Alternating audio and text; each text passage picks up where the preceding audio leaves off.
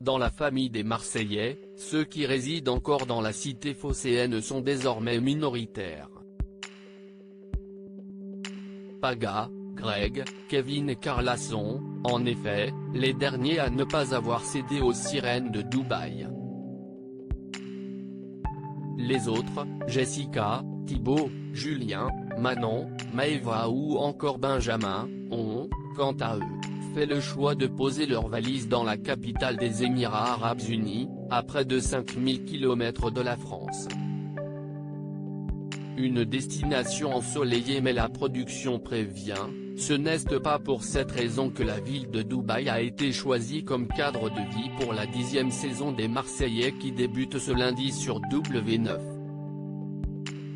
Chaque année, on recherche une destination où la météo sera clémente et où les Marseillais pourront être confrontés à des activités différentes de ce qu'ils ont déjà connu, nous explique Florence Fayard, productrice du programme. De plus, dans ce contexte de crise sanitaire, on cherchait un pays avec des frontières ouvertes et prêt à accueillir un tournage. Un anonymat préservé. Jessica Thévenin et son mari, Thibaut Garcia, ont quitté Marseille en 2017. Et hors de question pour les parents du petit Mélone, âgé d'1 an, de faire leur retour dans le sud de la France. Marseille ne me manque pas.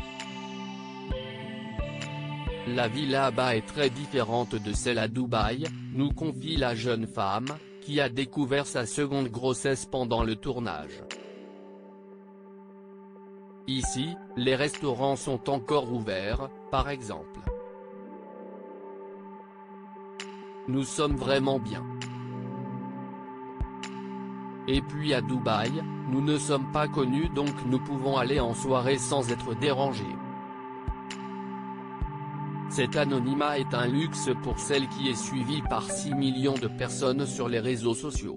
Du côté de la production, on assure que cette migration des Marseillais vers le Moyen-Orient ne pose aucun problème. Les candidats sont libres de vivre où ils veulent. Même s'ils sont désormais beaucoup à Dubaï, ils restent Marseillais à 200%. Ils ont Marseille dans le sang, se persuade Florence Fayard qui a, par ailleurs, choisi comme bookeuse et animatrice des Marseillais à Dubaï une certaine Jessica Eddy. Cette dernière est un mannequin international mais aussi la petite amie de Marco Verratti, le célèbre joueur du PSG. Dubaï, une fiscalité très avantageuse outre la volonté d'anonymat, la raison de l'installation de nombreux candidats de télé-réalité serait-elle également fiscale? En effet, dans cet Eldorado du Moyen-Orient, l'impôt sur le revenu n'existe tout simplement pas. Vous pouvez donc toucher 100% de votre salaire, si vous n'avez pas d'obligation en France.